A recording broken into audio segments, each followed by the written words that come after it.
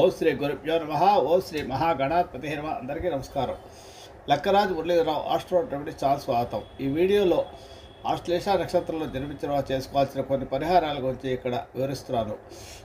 ఎందుకంటే ఈరోజు ఆశ్లేష నక్షత్రం ఉంది, ఆదివారం రోజు.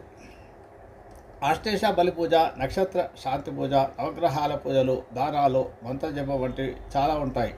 ఈ పరిహారాలు సర్పదోషము, నాగదోషము, కాలసర్పదోషం వంటి వాటి నుండి ఉపశమనం కలిగిస్తాయి. ఆశ్లేష నక్షత్ర పరిహారాలలో ముఖ్యమైనది ఆశ్లేష బలి పూజ. ఆశ్లేష నక్షత్రంలో జన్మించిన వారికి సర్పదోషము, నాగదోషము, కాలసర్పదోషం వంటి వాటి నుండి ఉపశమనం కోసం ఈ పూజ చేయిస్తారు. ఇది త్రియంబకేశ్వర్లో కానీ చేయిస్తారు. ఈ పూజ వల్ల వైవాహిక జీవితంలో సమస్యలు, ఆరోగ్య సమస్యలు, సంతాన సమస్యలు వంటివి రాకుండా ఉంటాయి.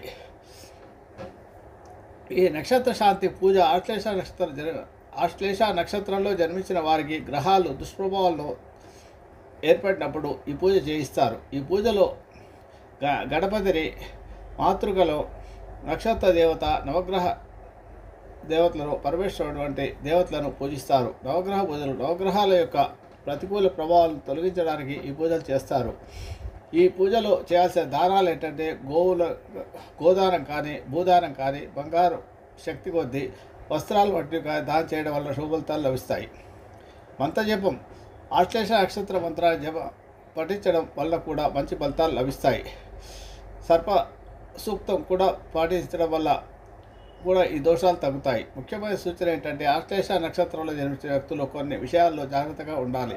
ముఖ్యంగా అనుమానించే స్వభావం ఉండకూడదు. కోపం వంటివి తగ్గించుకోవాలి.